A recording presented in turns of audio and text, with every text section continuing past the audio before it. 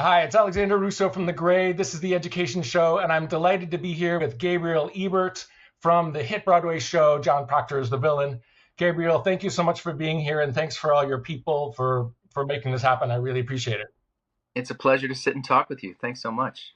I saw the show a few weeks ago, the night before the Tony Awards. You guys got a ton of award recognition. It was so exciting to be there. When people ask me what the show is about, I say it's about a group of kids who are studying the Crucible, high school kids who are studying the Crucible and who want to start a feminist club.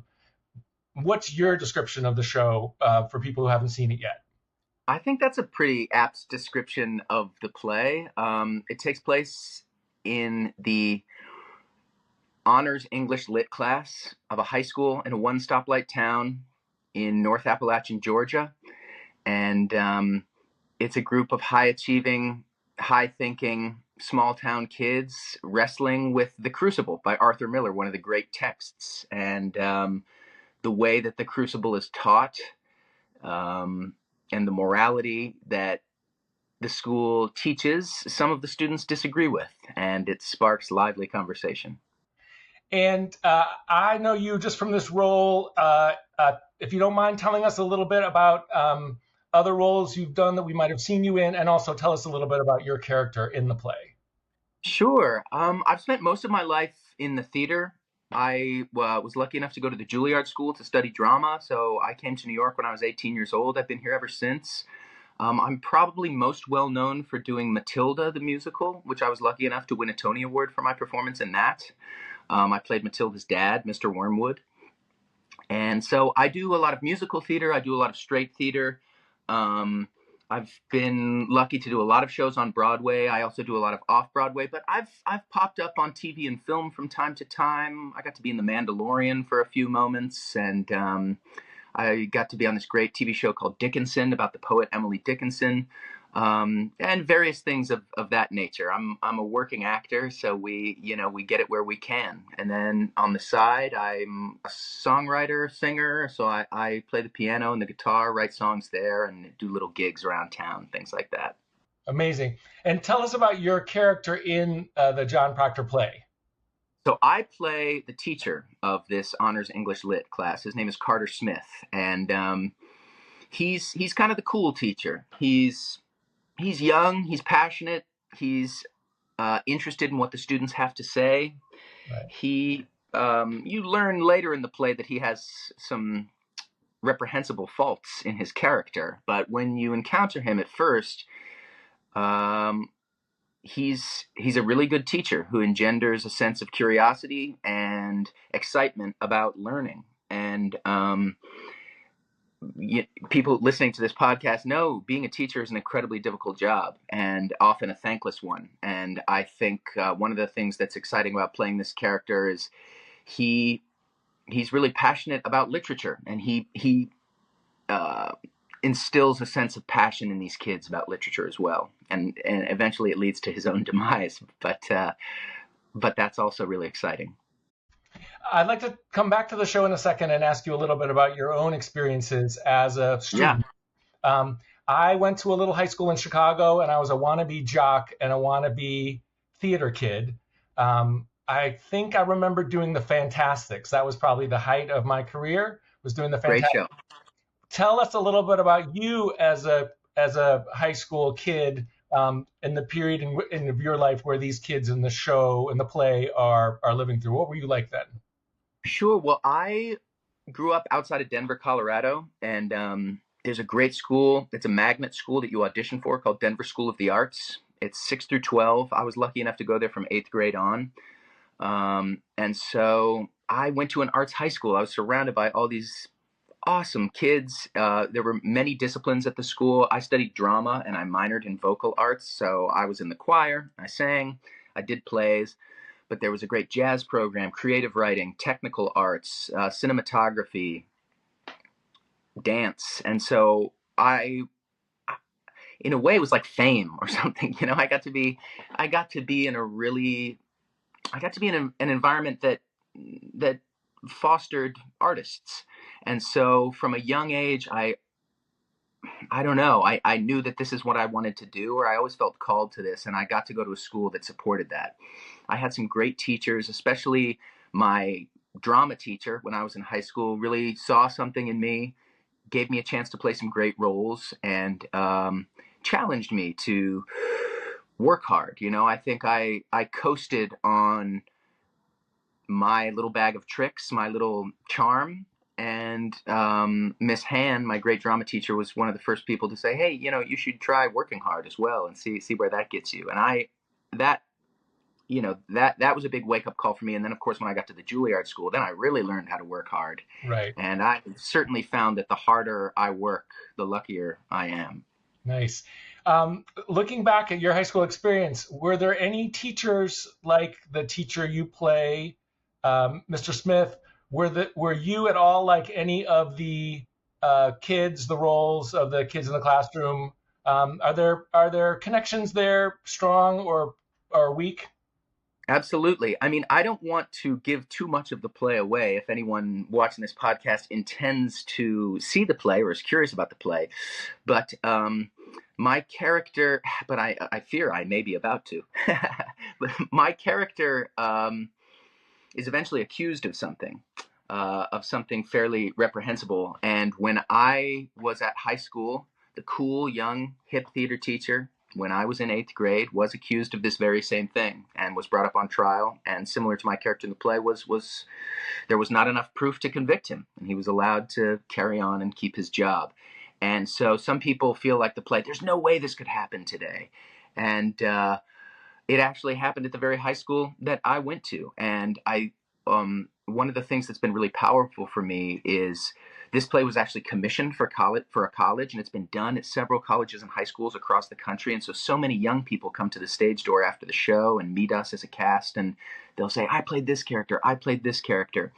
And one of the things that's shocking is how many people say, "I had a teacher like this. I also had an experience where there was a guy at my school who operated like this." And so sadly, I wasn't personally affected by it, but I did have a teacher of that nature at my school. And But I'm sorry to interrupt. he is a great teacher. To his credit, Oh he God. is a very good teacher in the first part of the play. And I was lucky to have some really, really great teachers. Mr. Painter was my English teacher. We read The Crucible in his class, which is the book that I'm teaching in the play. He also introduced me to Kurt Vonnegut, which is one of the writers that I totally fell in love with, Somerset Maugham. And so, yeah, I was lucky to have some really great teachers in high school. Thank you for adding that wrinkle or that nuance that he was a really good teacher. Did you have him? Did you have him when you got to high school? The dispute had been, he was still in the building. Yes. Were you in a room with someone that you knew had been accused and exonerated? I was in a room when he was exonerated. He went and taught at a different school. So he no longer taught at our school. And that's when my great teacher, Miss Han, came to the program. And that's actually when my work started to really flourish. But when I first got to the school in 8th grade, yeah, he was the teacher. And he was that cool young guy who we thought like, oh, this guy's awesome. He listens to cool music. He's got long hair. He's groovy. Yeah. And that's a slippery slope. Yeah, there were definitely some, not in the, well, actually, no, in the theater department as well. There definitely was a lot of this going on when I was in high school. And now, as an adult, I have to say there's still a lot of it. I can't go a week reading the education news and not seeing a case where this has come up. It's rarely the first time. It usually often involves multiple years and multiple kids and multiple schools. Yeah. And there's this crazy process that schools go through where it's easier for them to pass a teacher to another district, less expensive for them, but dramatically worse for everyone involved than to fire or de-license a teacher. Sorry to get all intense and serious about it, but it definitely is still happening out there. And there are NDAs, there are non-disclosure agreements that schools sign so that they can't tell the next school. It's amazing, horrible stuff. Well, I know that we are bringing the tone down slightly, but this is one of the themes in the play, and I think it's important because one of the themes in The Crucible just to bring it full circle, of course, my character is teaching the Crucible to his students. Is that John Proctor, the protagonist, and some would say the hero of the play, has an affair with a 16-year-old girl and proceeds to call her all kinds of names and discredit her opinion for the rest of the play. And it also ultimately leads to his demise. And the American education system teaches that play so often. I feel like a lot of people read that in high school. I certainly did. Yeah. It's an incredible play. But the way that it's been taught is that John Proctor is this bastion of morality. He is where the buck stops in terms of integrity. And, this play, or at least one of the characters in this play, asks the question, really? Yeah. And it's powerful what it does. It really is. Let's go back to talking about being in the show.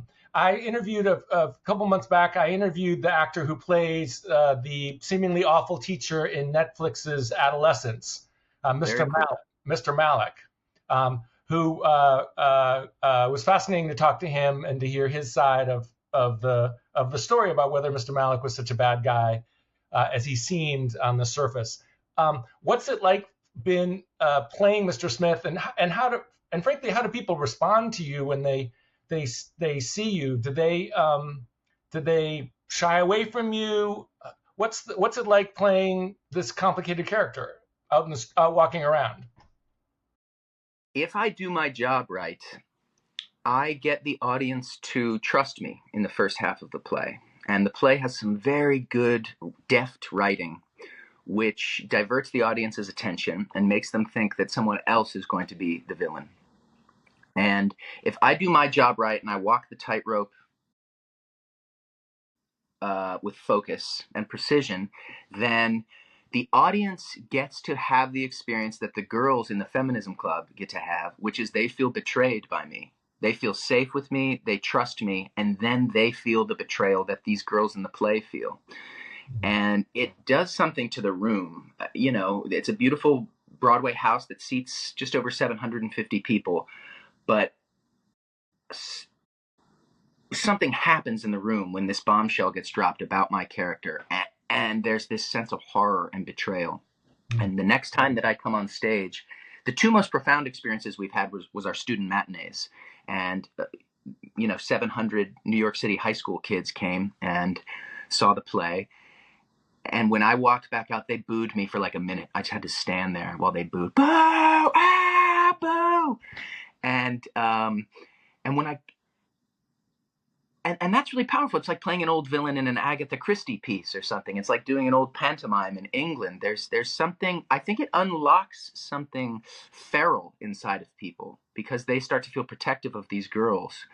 I see a lot of fathers and daughters, mothers and daughters who come, and the parents just have tears streaming down their face because they think about, so often I think we use teenagers as a kind of punching bag, like, oh, they're so naive, they're so truculent, they're so emotional, but we don't realize that there's these huge life changes that they're going through, and they're in this incredible pressure cooker that's so difficult. And so this play does something really revolutionary in a way, which is to portray them with a lot of intelligence and with a lot to really show the size of the things that they're wrestling with, and not just go for the easy laugh of them being naive or silly. And you see these girls actually wrestling with, like, okay, so what if one of the monsters is my father?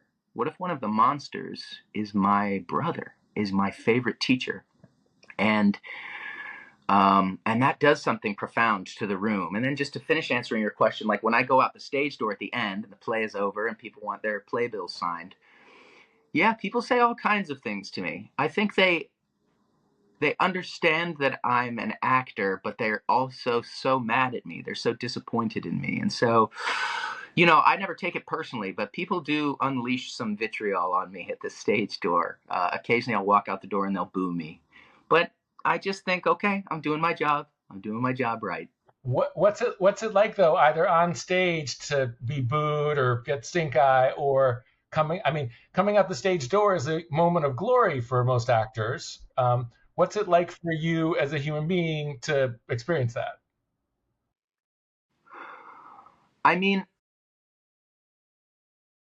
I'm an actor and I love the theater. I really believe in it. I believe in what the theater can do. I've done a lot of plays. We always strive to do great work, work that impacts people.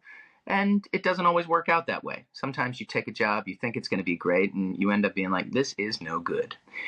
To be in a play that is genuinely affecting people, that's bringing people to tears, that's allowing young people, especially young women, to have a catharsis, I don't take it lightly that I get to be in this show. I understand that I have to play this part in it, and that has a bit of a cost sometimes, because people will say things, you're disgusting, I hated you, I can't look at you, things like, while they're asking for my autograph. There's this strange duality.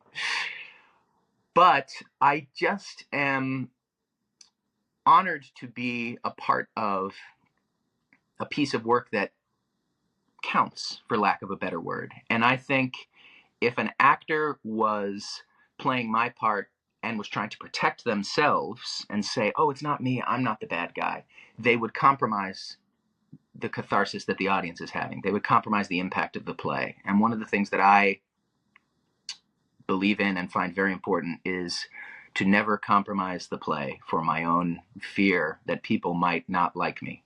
And wow. I think that's important because the play is the thing. What an amazing experience this must be. Where are you in the run? I think you're probably doing a show today. That's right. And what's next for you and for the show? We what's amazing is Sadie Sink, who's the star of Stranger Things and is the star of our play as well, Tony nominee. She's astonishing and great. She has a big film to go make, so she actually has to leave the show on July 13th. But something very rare has happened, which almost never happens, where the star is going to leave the show, and we've still got 2 months of a run after that, and they're bringing in someone to replace her.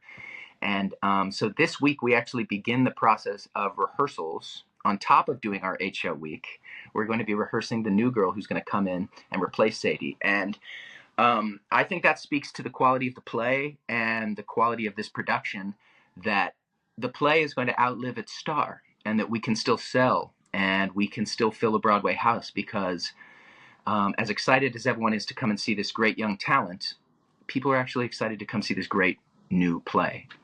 So we've actually been extended to August 31st. I think we're 3 months into the run right now. We've done just over 100 performances, and we got over 100 more to go.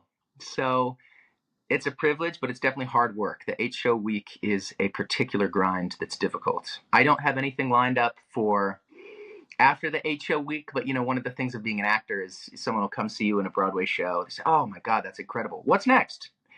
So you're always kind of confronted with this thing where the thing you're doing is so great, but it's not quite enough. You got to have something else lined up. So my sort of rote answer is, well, I got 1 tonight, or I got 2 tomorrow.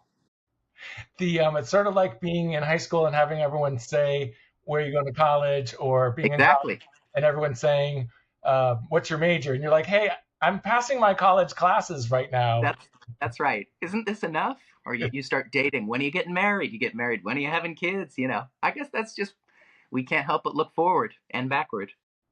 One last question, if you can bear it. I like to ask people if they have a favorite school-related actor or role in a TV show or a movie that they've always loved. Some people pick Stand and Deliver. My favorite is this incompetent rookie teacher in The Wire, who's a cop. Oh, yeah. Become a teacher. I've forgotten his name, but he's just deliciously bad at the job and a great show. Yeah. Do you have any fictional TV show, movie, play, other than yourself, the role that you've enjoyed that's related to schools? My answer is going to have to be Robin Williams in Dead Poets Society. Oh, yeah. Yeah. I don't know is that an answer people have given to you before? It's a great answer. No, they haven't. He's one of my heroes. I love Robin Williams. Yeah, Professor John Keating is his name in the Dead Poets Society, and that movie just gets me. And I actually rewatched it recently before I started this job. There were a couple things. I watched the Crucible film with Daniel Day-Lewis and Joan Allen, and I watched Dead Poet Society just to be like, how does a teacher make it fun? How does a teacher make it great to learn? And man, he is the epitome of that. Excellent. Yeah. That's a great answer. Gabriel Ebert, a star, one of the stars of John Proctor's The Villain.